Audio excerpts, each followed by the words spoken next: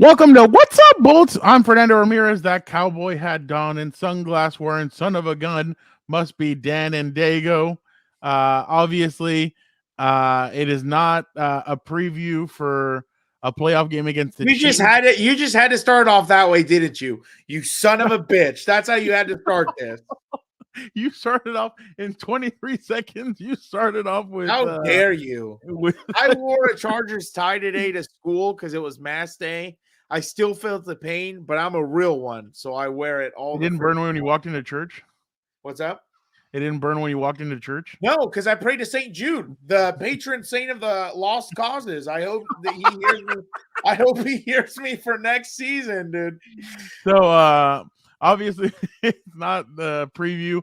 This is breaking down Brandon Staley's press conference. Yes, for folks who have not been who have kind of and I wouldn't blame you, who have been away a little bit from what's been going on. The Los Angeles Chargers are in fact bringing back Brandon Staley. He has not been fired after 2 seasons. He will be the head coach. Now, what did happen was the offensive coordinator Joe Lombardi has been fired, and so has I was about to say Sebastian Joseph Day, Shane Day, quarterbacks coach and passing coordinator, and then Mike Wilhelm, the linebackers coach, the linebackers coach. Um, he has been fired as well. So Wednesday was the Chargers, Mike Wilhoit, sorry. It was Brandon Staley's exit press conference, which he talks about the sums of the season, what to look ahead and all that. So Dan Dago and I will be breaking down in this episode of What's Up Bolts. We will be breaking down his press conference, but obviously Dan, just how are you feeling moving forward about them bringing back? I mean, you're the fan, you wear the gear, you and all that, and obviously you've been a Great fan of the gear. team. Great You've been gear by our you've been COMPAS over there at Homage. Where's the H? There it is. Shot at. If you want something to, for now in this dark time, you need that warm embrace, right? Like a mother's embrace, a significant other, whoever you trust, whatever you want. Let me tell you something. This sweatshirt right here has embraced me and kept me from going into the deep end. So shout out to you, Homage. I appreciate it. You know what? This is my thing, right? How do I feel about him coming back? This is my thing. Personally, I would like to know also in the comments, do you think firing Joe Lombardi is enough? I think it's going to be interesting to see what happens this offseason. Because the thing is this, right? You already know last offseason, in the media's eyes, you were hitting home runs the whole time. There was nothing you could do that was wrong. And now, the way the season went, how you got eliminated from the playoffs, there is no room for error this offseason because they, just like they were clamoring at week 18 for his job and halfway through the year, and also after the playoff game, they will be quick next year, this offseason, whatever you want. They'll probably still be talking about week 18 and what could have been and everything else. I've said it before. I understand statistically this defense didn't look the best. And I understand there's a lot of people who will say, who they played in that Final Four stretch, except maybe the Miami Dolphins.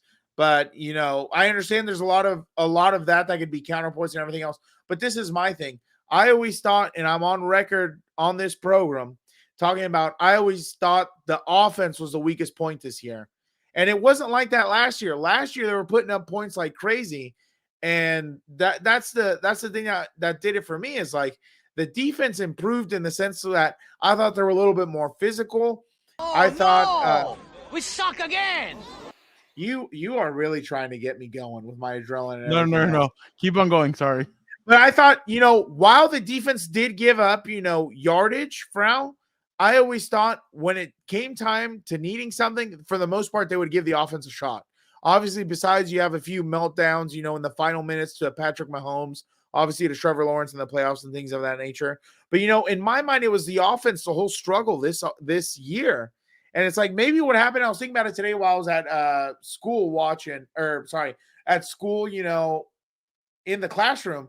What I was thinking about is, maybe what happened was last year, no one had tape on Joe Lombardi's offense. and he got away with a little bit more things. And this year they had tape on him, and it was a total mess. And it's like, so I've already been on record saying I like Brandon Staley. I think he has the right vision, but this is the only thing I think needs to change to try and take a step in the right direction. This is my thing, and I've talked about this off camera with you before.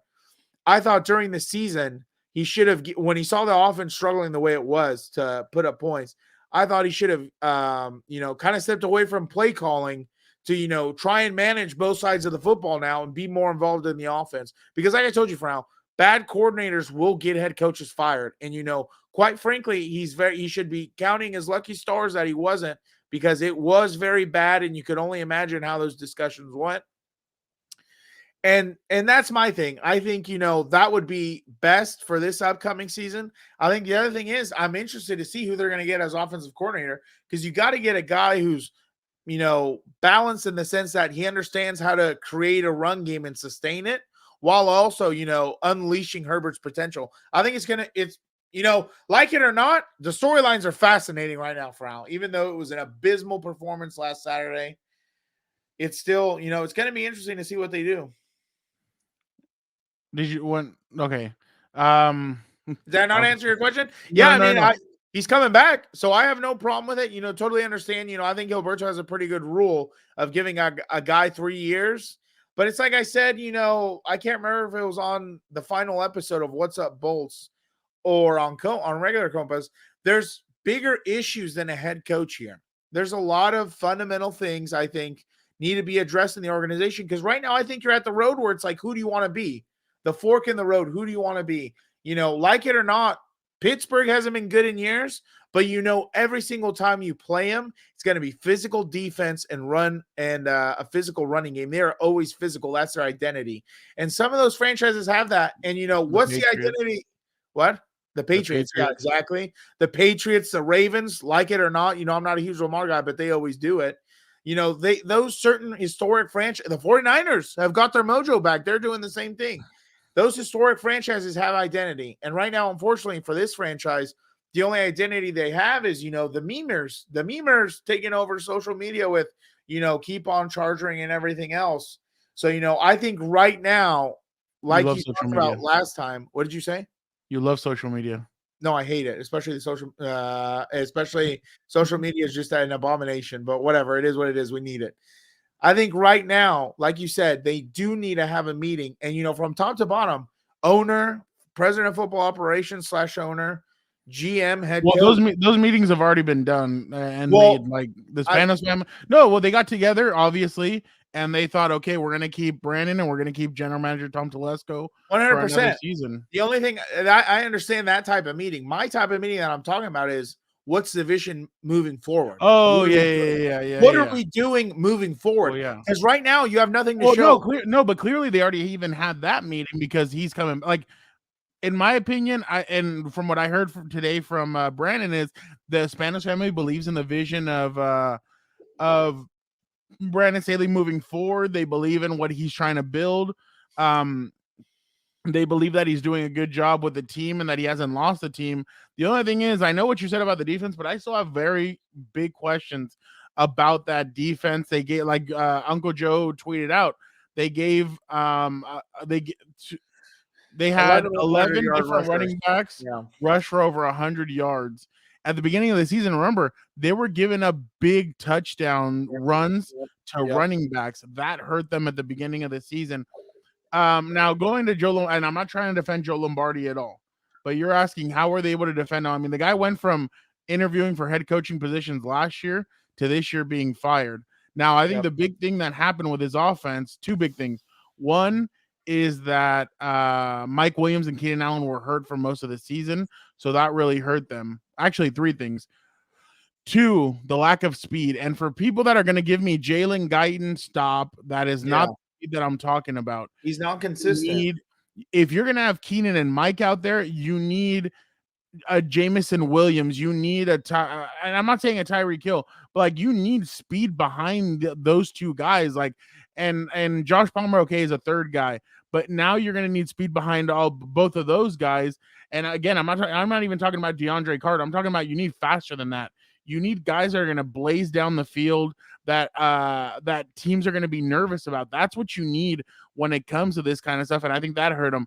Three, obviously Rashawn Slater being out, but another thing is the run game. The run game was terrible this year. I thought it was horrible. And obviously Pop today asked him about Frank Smith. Frank Smith, we know him. We met him at the combine last year. Frank Smith was a big part of this offensive line last year, and he was a run game coordinator, I believe as well. So last year they were able to run the ball more efficiently because he was so good at construction of the offensive line. He was very good at doing a lot of things, a lot of the nitty gritty. And everybody says when you meet Frank Smith or when you coach with him, he works his ass off, and he did a lot of good job, a really good job last year. Now, I think if the Chargers going, and we're going to play what Brandon Staley had to say right now, but the Chargers need to make a lot of changes on this offense. I know people are like, oh, no, they're almost there. No, to me, they still need to make more changes. What year are we in? You talking about getting more weapons. What year is it? Oh, but this is barely when folks are finding out that, yeah, they need more. Everybody thought that it would just. What the hell do you know, Frau? What the hell do you know? But you know what showed people that they need more weapons is the injuries and the lack of aggression when it comes to the offense. A lot of the play call that Joe Lombardi would run, some of those plays, I mean, I could Tony Romo it and be like, oh, they're gonna, like the one where he lines up Mike over the tight end on this side, and Justin does a rollout and Mike's running underneath him and he just dumps it off and Mike gets 10 yards. It's a quick little drag route by Mike and he just tosses it to him. Mike goes around the offensive line, runs kind of parallel to Justin, and then Justin just throws it to him. So I mean, like those kinds of like plays, you can kind of tell sometimes what they're going to be. So I just think he got supposedly he had a freaking menu of Buffalo. What was it? It was it was Cheesecake Factory. Cheesecake Factory, but that has got to be one of the like most BS things I've heard all season. But you know what? Let's real quick. Let's go. And now go Chargers, go. Oh, sorry, that was a slip of the button. Let's go, Satan. Let's go. You'd be the brother of the son. No. I am Saint Michael. Let's go now to Brandon Staley and hear what he had to say about why he decided why the time was right for right now to fire Joe Lombardi and Shane Day. What bone do you have to pick with Sebastian? Nothing. And I like the guy. The guy is so nice. He's awesome. I have no bone to pick with him. I just, for some reason, that keeps on jumping into my mind. What went into the decision to let Joe? Yeah, Daniel. First off, Joe and Shane are really good coaches, and I want to thank them for everything that they helped us accomplish the last 2 years. But just felt like we needed to make changes to the offense and the vision for the way I have us playing on that side of the football. And I think there's a different gear that we can get to as a football team.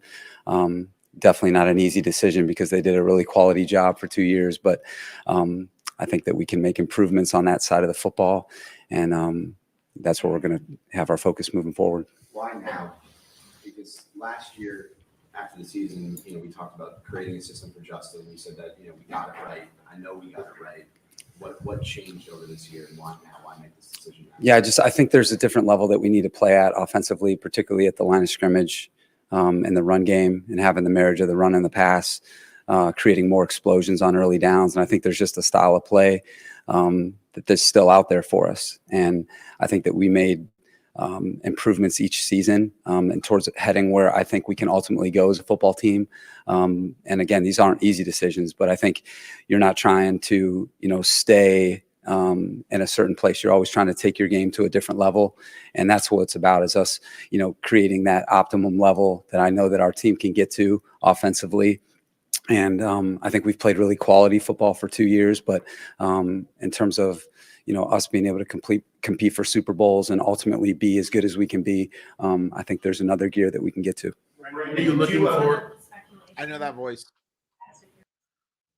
I heard you in there. So, but that tells me, you know what? That he had either he was not invested in the run game as he would have liked or something like that. Because the way he's marrying the run and the pass, that tells me that there's no way he wasn't watching tape or when he was on the sideline watching this East and West run plays, and he's not, probably screaming his, what off on the headset, dude.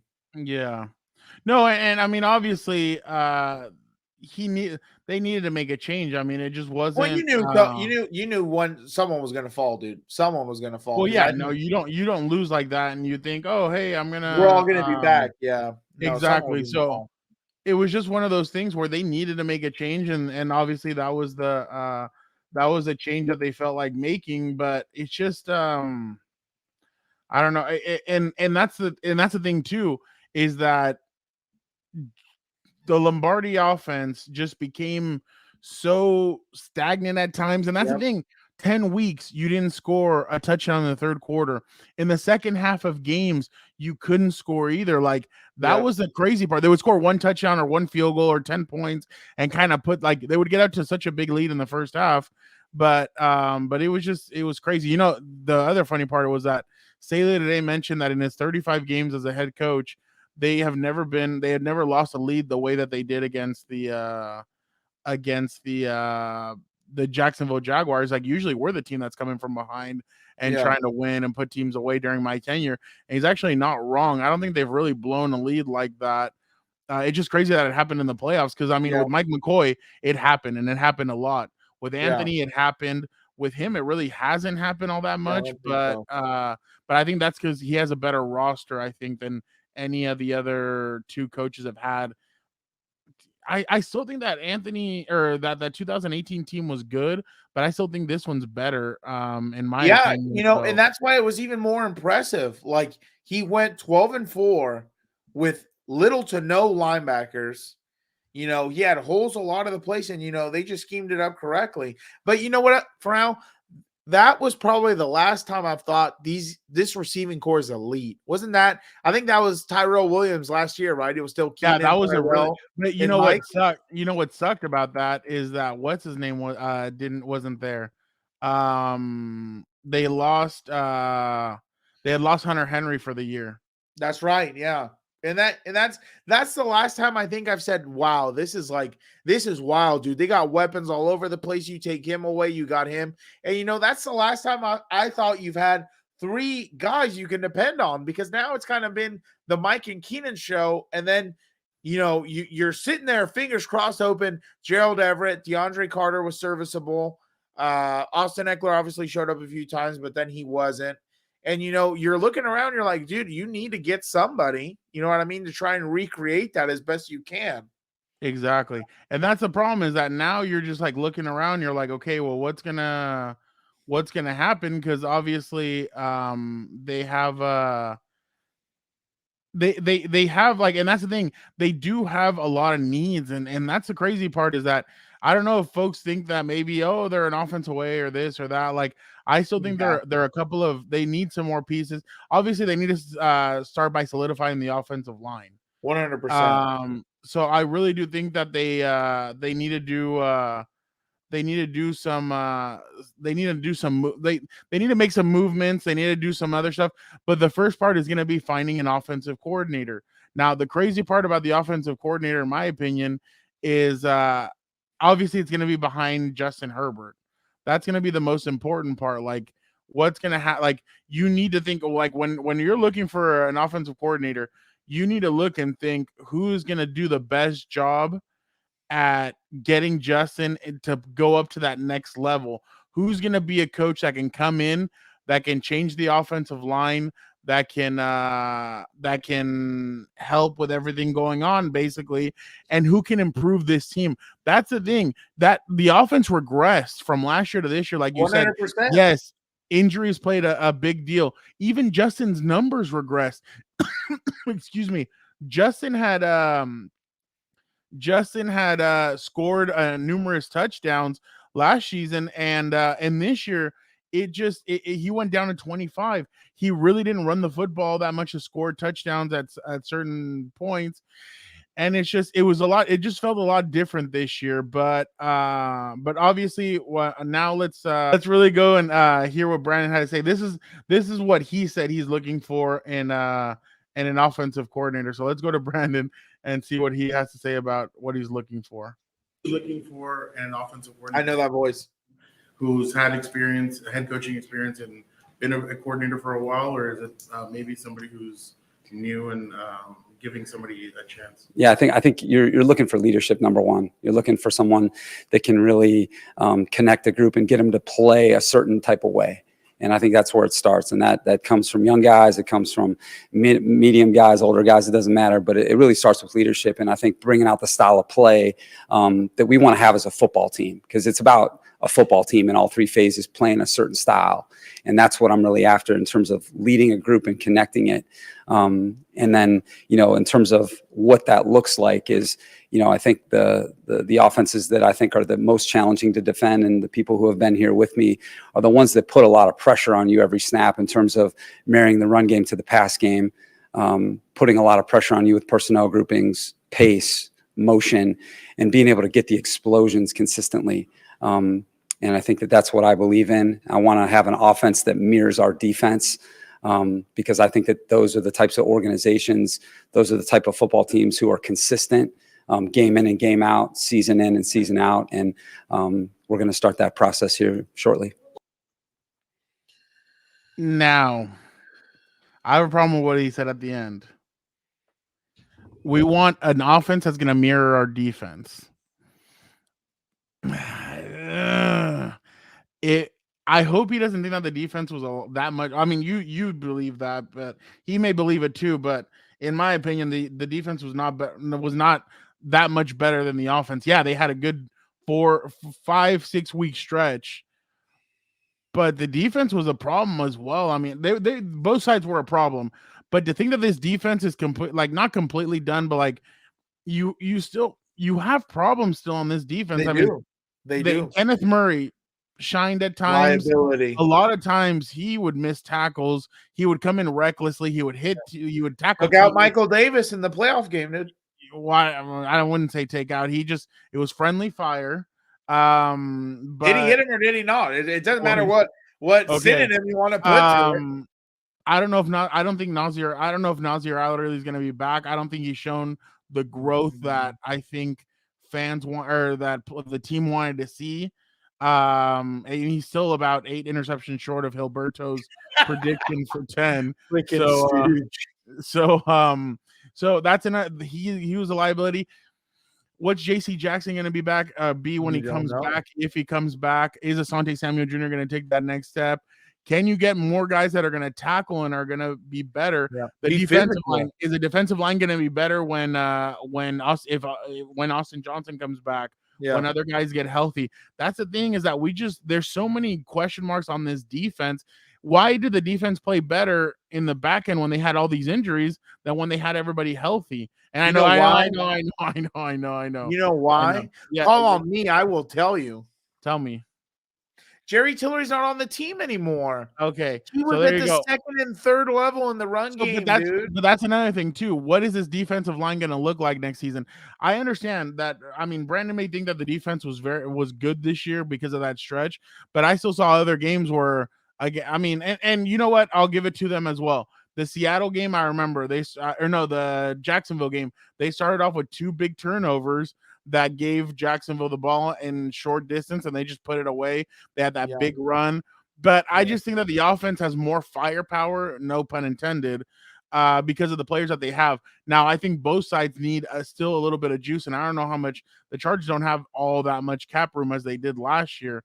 So I'm going to be interested to see if Tom Telesco and what wizardry they're going to do this year with the cap space, because there are some players that they can let go and free up some cap space. So I wonder if they're going to do it, because I mean, there are some players that not stood up, but like they stood out this year, and they could replace guys that have heavier contracts.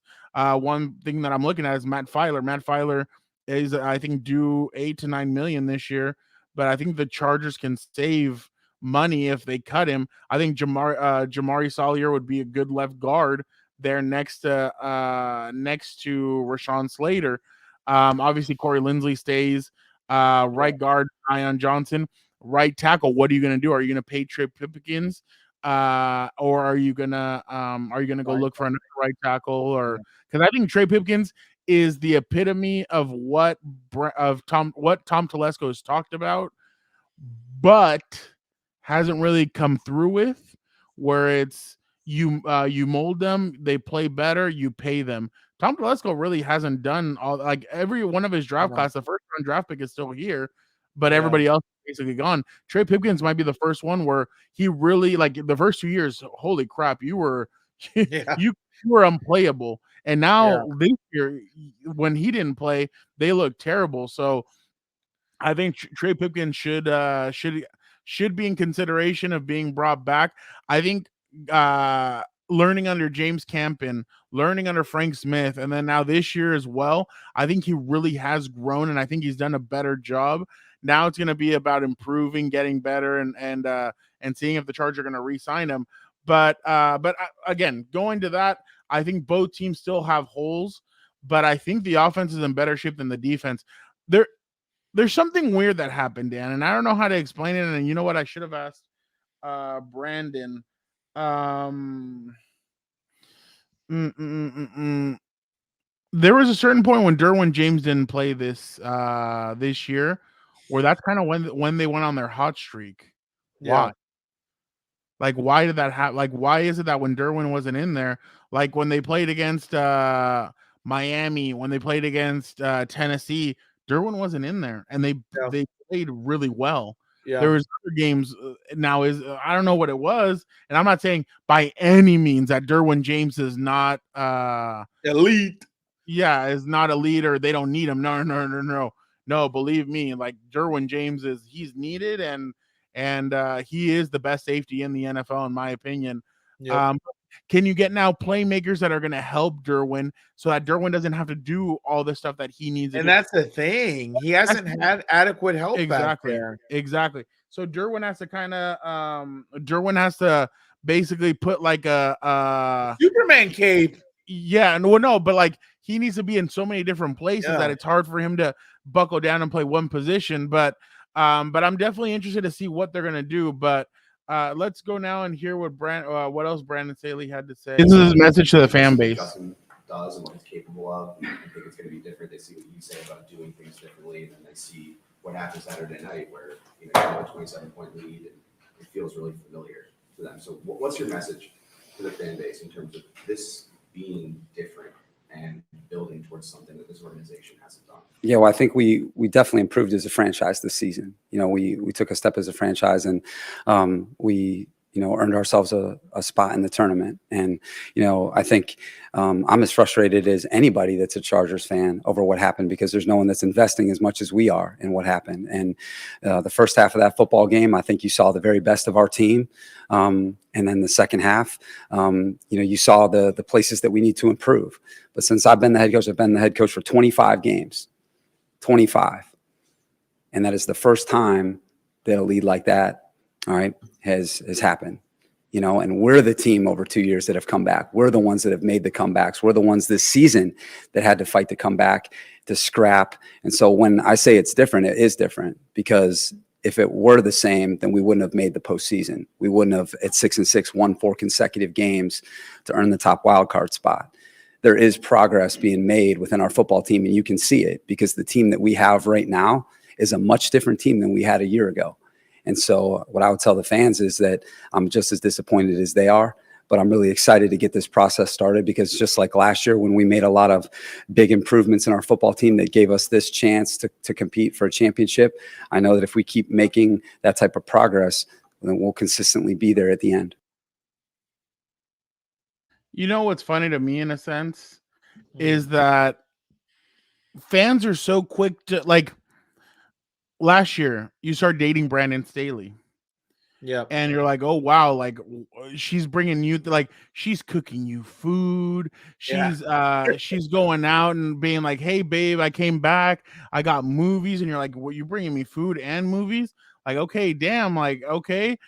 You come home one day and you guys come home from work, and it's like, oh, let's go out, let's go do something fun. Oh wow, okay, let's, like, she's bringing new things, the 4th down conversions. You're winning some different games. Yep. You're doing a lot of different things that She you beat the used to not Chiefs. do before with other girls. She's not cheating. She's being honest with you. And she honestly looks amazing, but then you find a fault. And the fault was obviously they lost at the end of the season. And you kind of think to yourself, like, everything that she's done, everything that we've been through is a good enough for me to kind of get over this and obviously look over that fault and like maybe she uses your toothbrush or something like that. Let's just say something like that. And you're like, no, I'm being honest. Then you're thinking, can I get over that? Well, yeah, you can get over that. That's all. Don't worry about it. So obviously, fans this year went in, remember, optimistic. She bought a new car. Yeah. She bought new furniture for the house. You're like, oh Yep. my god, this looks amazing. Everything's pretty cool. Yeah. Like like a lot of good stuff, right? And then it's like this season, it's just a roller coaster. Like you guys start fighting, other stuff starts happening. You're like, I don't know, and you're starting to question. Then you remember the old girlfriend kind of comes back. The old girlfriend, as in like the one that you used to go to the movies, like her. Like she starts going back to you guys aren't done fighting. All the good stuff is back. It's you go on that 4-game win streak. And it's like, okay. And then and the playoff game was, hey, sweetie, I kind of had coffee with my ex the other day. Whoa, you had coffee with your ex and you didn't tell me? And it's like the fan base has now gone crazy and they're like, no, we want him gone. One bad thing and you're not even remembering all the good that you've seen, all the progress that you've seen. You're just like, no, I want you out. You have to remember the good. And I understand there's a shiny new girl out there. Her name is Sean Payton. Ooh. But how do you know what you don't know anything. You don't know what she's like. You don't know any of that. You know that she's been engaged before. She's won a ring before. Yep. But you don't know what it's like and everything.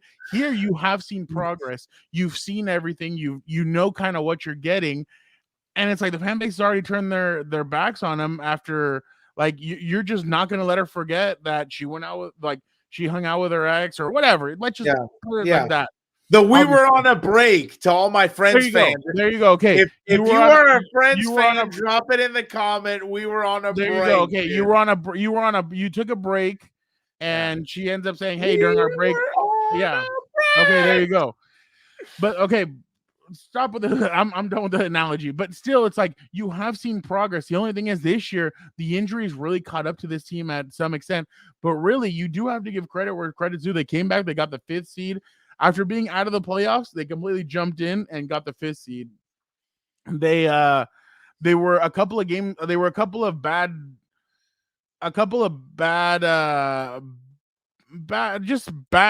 play call. They were okay. My bad. They were in it with Kansas City. They were in it with San Francisco. Both times that they played with Kansas City, they were right there. San Francisco, you're right there. He's challenged these teams a lot harder. I honestly was expecting San Francisco. You heard me. I expected a blowout. I thought San Francisco was going to blow them out. San Francisco and no Mike and no Keenan. San Francisco blew out Kansas City. Or no, my bad. San Francisco blew out Tampa Bay. Kansas City blew out San Francisco. The Chargers did not get blown out by either one of those teams. Yes, they did not win, but they were missing weapons. So that's the only reason why I say, hey, progress has been made. This girl is not as bad as what you think. They're just, I mean, you're already like, and that's the thing that the fan base needs to realize now. You're in it for one more year now. You're in it for one. I mean, I'm taking a year. Brandon Staley says they take it year by year. Now you're in it one more year. Stop all the negativity. Just sit down, strap in, and get ready to see what this guy can do this year. Now, obviously, if something bad happens, and you already know, you never know what's going to happen. But I'm just saying, like you said, Gilberto says 3 years. I agree with that. You have to wait and you have to see what you have. Remember, Trey Pipkins was getting thrown out of the team after year 2. Now fans are like, oh, wow, we couldn't have done it this year without Trey Pipkins. Trey Pipkins fought. Trey Pipkins did this. Trey Pipkins played tough the whole year. That's the reason why you can't get you have to wait and see what you have. Now, obviously, I understand the frustration with the fan base. They were embarrassed. Obviously, it gave other people the right to start tweeting out Chargers charging all this stuff. But and obviously Emmanuel Ocho got to come out and say stuff too. Huge. Other people got to say stuff too. But I mean, I don't know why people. I don't know why people can't block it out. Like I get hate all the time on Twitter, or like people say something new to me. I just block it out. It's crazy that some people can't block it out and they get into Twitter fights. But it's just the you just keyboard kinda, warrior. you just gotta ignore it sometimes and just think, okay, well, let's see what he can do. And clearly, the players believe in like a guy like Joey Bosa. And I wrote this in my article the other day. Joey Bosa is going to give it to you the way it is. If Joey Bosa said, yeah, I don't think it's working out with Brandon, he would have told you it is not working out with Brandon. But he said, no, I like my coaches. I believe in my coaches. Obviously, he loves Gift Smith. He's been with Gift since he got drafted. Justin Herbert, I know people will say, oh, well, he's going to say nice things because, yeah, he's not. No, Justin really, I mean, there's, I'm sure if he really felt differently about it, he might say something, maybe in behind closed doors. Derwin James said, that's my guy. Derwin James doesn't use that phrase lightly. Like I've heard it. I've only heard him use it before when talking about Jalen Ramsey or when talking about somebody who he's really close with, and he's close with Brandon. Remember what Jalen Ramsey, and that's the thing. Yep. What Jalen Ramsey said a couple of years ago really stuck in my head, that this was the best the best coach he's ever had in Brandon. Coach as in defensive coordinator, defensive coach, or whatever. He's like, he's the best I've ever had. So that still rings in my head. I really do think that Brandon could turn this around. Now it's just going to be a question of what he's going to be able to do. And that's the thing, is that I know some fans want to be like, oh, well, on some fans might still be angry, but hey, you got what you got. Now you have to look forward. Now, when it comes to this offensive coordinator position, to be completely honest, I think your number one on your list should be Frank Reich. Frank Reich was the offensive coordinator of the Chargers in years past. He was the offensive coordinator back in he was a quarterback's coach in 2013, and then in 14-15 when Ken Wisenhunt left to be the head coach of the Tennessee Titans, Frank Reich was the offensive coordinator of the Chargers. It didn't go well. Their offense kind of was stagnant, but it was also because Mike McCoy had his hand in there. It wasn't like Frank Reich had a free like he probably didn't range to do Philadelphia what he had to do. But Frank then goes on to Philly, wins the Super Bowl, does it with a backup quarterback. Whenever Frank Reich has gone in there, he's done good things with quarterbacks, no matter if they're good, no matter if they're bad. Phillip Rivers, I remember, talked about and said that his footwork had gotten really bad at one point. And when Frank Reich came in 2013, he helped him fix it. Philip said that there were some other mechanical things that he was doing wrong and that Frank Reich helped fix it. So now I think that the Chargers should look back. And if Frank doesn't get the Carolina job or the Arizona job, that should be number one on the Chargers list. I've been saying it since Brandon got hired. There's no veteran voice in here. Yes, there's coaches that have been there in the college level, in the pro level, but nobody like Frank Reich, a former head coach in the NFL, that could help grow. Frank with Justin Herbert could really help him grow immensely. I feel like he could help Herbert take that next step. I would really be interested to see what a Frank Reich marriage with Justin Herbert would look like, but I think they could improve. Frank obviously knows that a quarterback like Justin will like speed. They're gonna have to look towards the draft, towards free agency, and try and get him more speed. Like I said, they need more speed. They are a slow offense. Running back slow. Quarterback is actually pretty. He's actually faster than what people think. Tight end, you're slow. Wide receiver, you're just a slow offense. You need to open that up. You need to get faster. You need to get more athletic. You need to get guys that are going to take the top off of the offense and top off of the defense and worry defenses. You can't just have Mike keep on going down the field and catching those 80-20 balls. You need more. So, and I'm sorry I'm going on a tangent, but that's the guy I'm sure they're going to look at.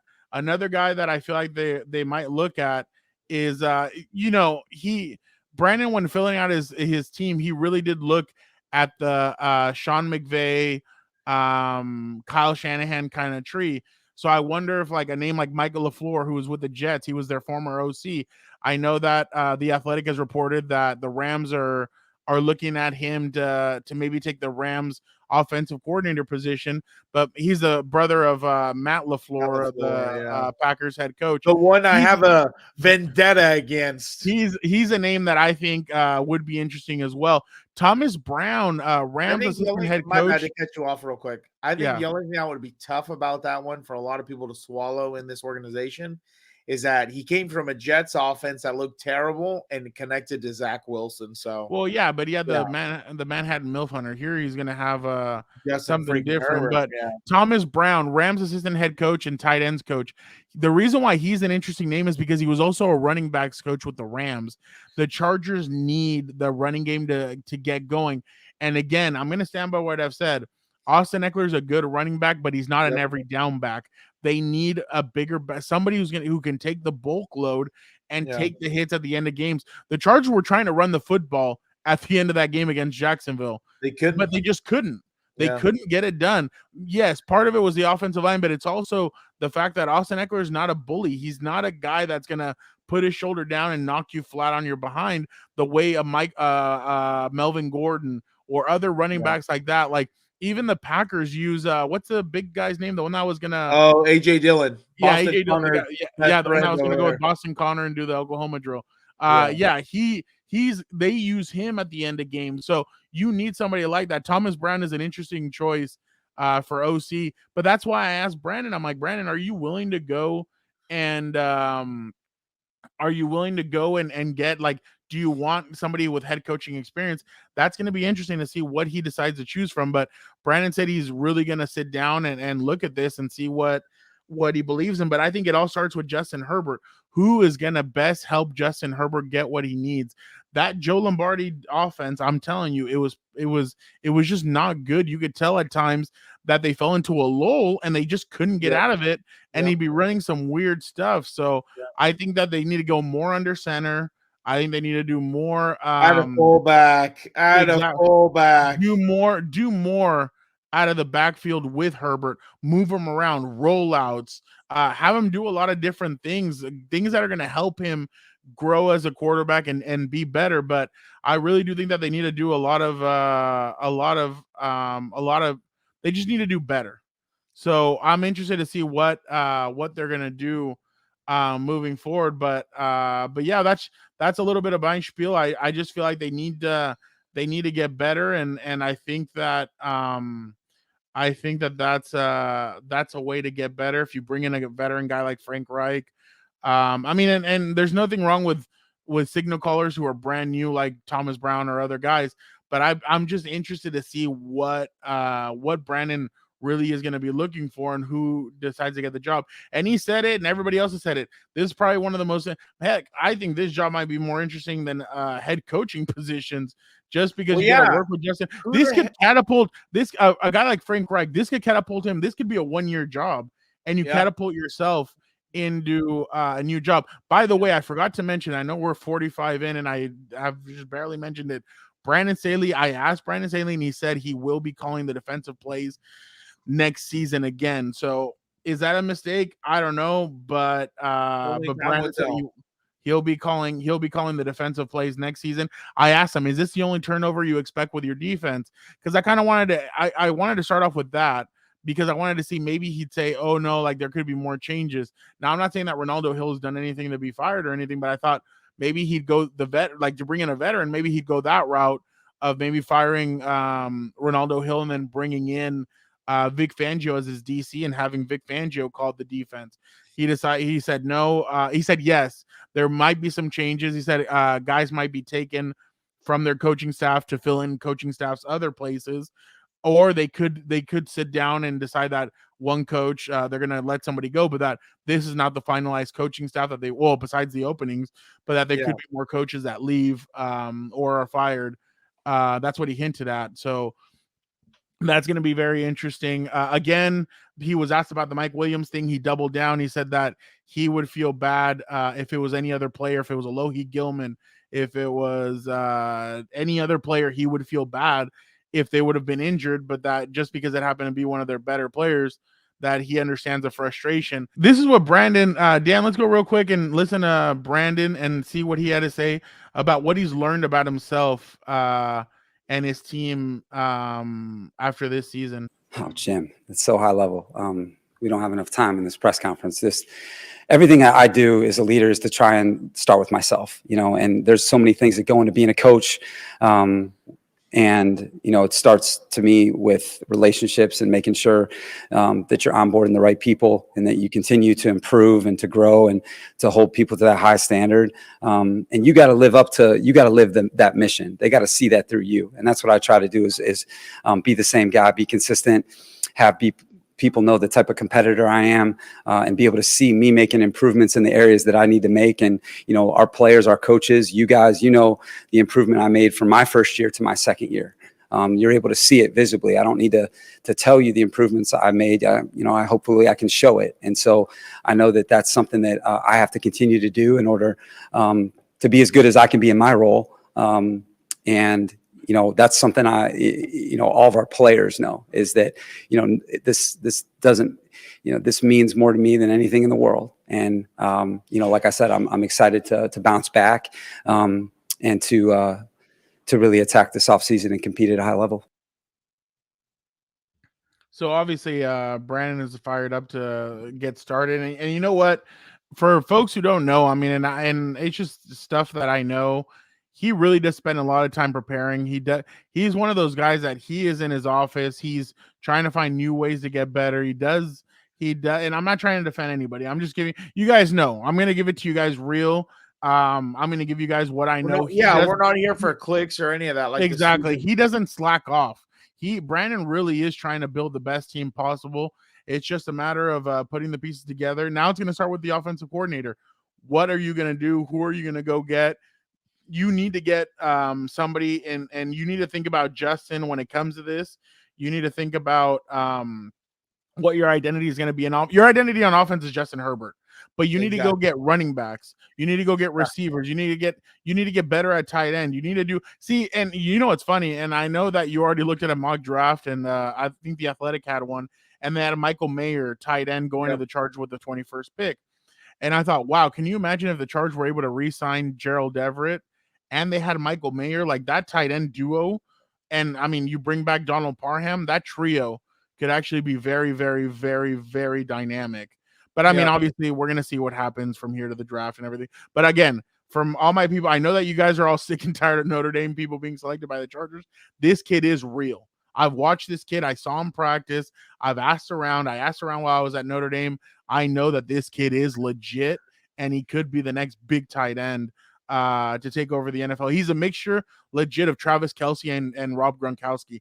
He has the Rob Gronkowski, he has a Travis Kelce athleticism and pull away, and then he's just big like Gronk, and he's able to use his body in different ways. And he's a little bit of Antonio Gates, too big for a safety to cover and too fast for a linebacker to cover. So good luck. But I do think that the Chargers do need a tight end like him. But my bad, that's not what I wanted to go with. But this offensive coordinator to be able to gel with Justin Herbert. He needs to be able to what do I want to say? Like he needs to be able to fit well, and he needs to bring in a plethora of knowledge. He needs to bring in a playbook he needs to mold his playbook around Justin Herbert, not the other way around. So really, I do think that the Chargers need to really sit down, evaluate this, and go with what they think is best. But I really do think that they need to be careful with this, because this what they're about to do could, like you've said, can either get you hired or fired, or it can either keep your job or get you fired. So they need to be careful with who they decide to go with as the offensive coordinator, because this is going to mean a lot moving forward. And obviously you want your quarterback to grow, not to regress. 100%. It's like, I think that's what was missing with Lombardi, the flexibility. There was like we said, there was no adjustments in the second half. You don't score points for 10 weeks, like you said. You don't score touchdowns. Anyway, I think that was why when we were watching the game, I was so surprised they settled for field goals on some of those early turnovers they had against Trevor Lawrence, because I was like, in my mind, I'm thinking you have to win it in the first half, so you might as well start slinging it and try and get it going, But I mean, it is what Yeah. it is. We're going to find out what happens, but that's going to be the biggest thing. I think the biggest thing that you need moving forward is, your way of thinking. You almost need to scrap it in the sense of forming a team. Like, you have to think differently to get a different result. And I think that's been sometimes a key issue. Like, Parham, when he's been in, sometimes he's been solid, sometimes he disappears. And it's like you have to find players who are going to fit whatever you want to run and also be productive. I think that's what's missing, more consistency from these players that they have in there. And it's like the only one in my mind who was pretty consistent was maybe Everett and DeAndre Carter for the most part. He only had a few fumbles or a fumble. That was pretty costly. But that's the thing that they need to understand, that it's like they need to, almost do it like, like the mutual assured destruction policy.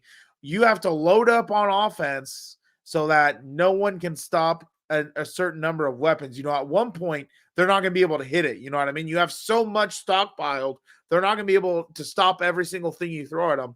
And I think that's the biggest thing moving forward. I still think, here's a hot take. I know Melvin Gordon was very beloved here, got some bad advice, fumbled and everything else. But I think, peak backfield was when you had the 1-2 punch with Melvin Gordon and Austin Eckler. And I think you're missing that. You draft all these guys, but then you don't give them reps in the game. Like, how are you supposed to figure out if they're the guy, if they're not the guy?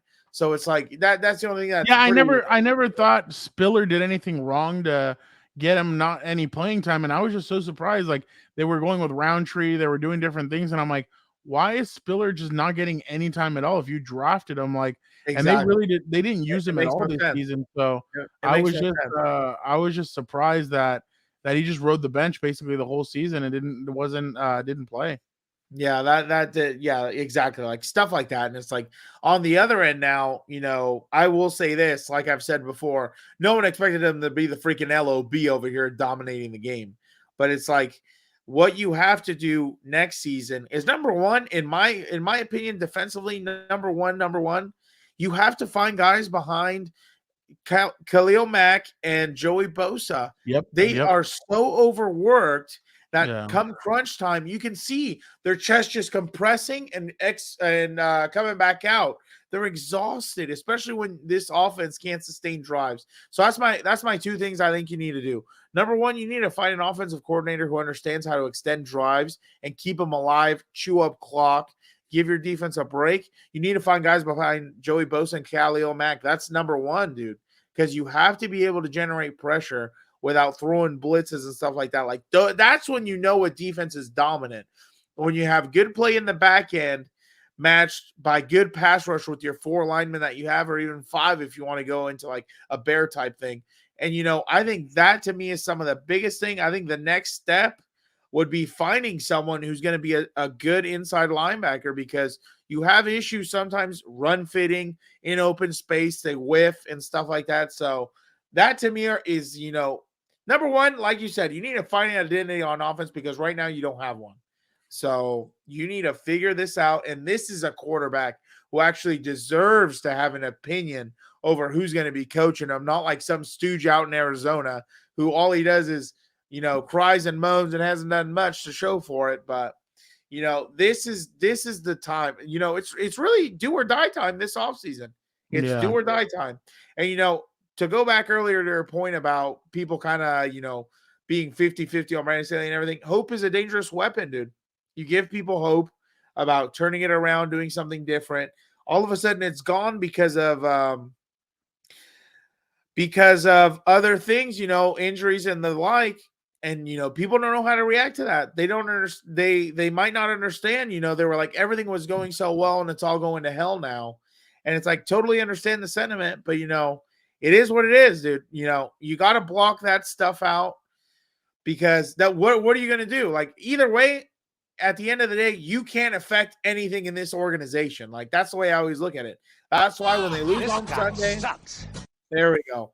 That's why when they lose on Sunday, I'm not going to let it affect my mood, because I have no control of it. I still wear the gear. I was ridiculed when they left San Diego. I still am, but I don't give a rat's ass. I just want them to win. Like Al Davies says, just win, baby, win. And it'll all correct itself in the end. But that's the thing, I think, like I've said, I like Brandon Staley. I think he's taken correct steps to try and turn this franchise around that doesn't have a history of winning. It doesn't.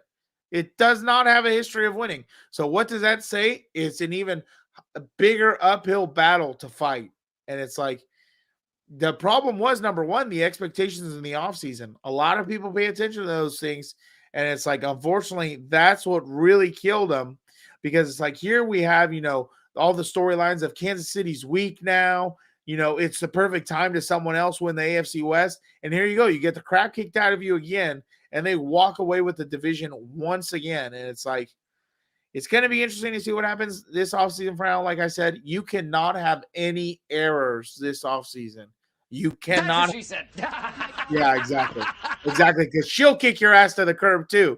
So you have to, walk a nice narrow line and stick to your identity, your convictions of what you want to do with this program.